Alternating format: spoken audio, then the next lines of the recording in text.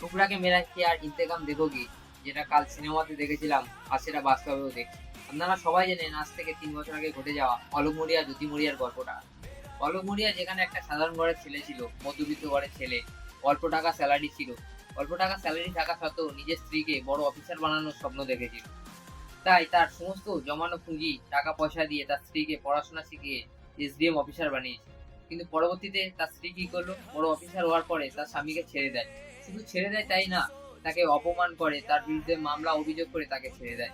এই সময় অনেক পুরুষরা কি করে, ভেঙে যায়, আবার অনেকে উঠেও দাঁড়ায়, যেমন অলোক মরিয়া। অলোক মরিয়া উঠে দাঁড়িয়েছে এবং সে ইউপি, উত্তরপ্রদেশের ইউপিএসসি এক্সামে ক্র্যাক করে ইন্টারভিউতে বসে।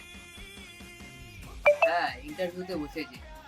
টুকরাকে মেরা প্যার ইন্তেকাম দেখোগি, এই লাইনটা শুধু আমরা শুনেছি, বাট আজ সেটা তিনি প্রমাণ করার পথে।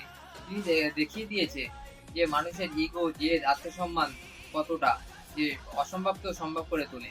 আজ যদি অলোক মরিয়া জয় হয়, তাহলে সেটা তার শুধু একা জয় না, সেটা সেই সমস্ত মানুষদের জয়, সেই সমস্ত মানুষদের প্রতিনিয়ত শুনতে হয় তো তারা কিছু হবে না, তুই কিছু করতে পারবি না। অল দ্য বেস্ট অলোক মরিয়া, গুড লাক।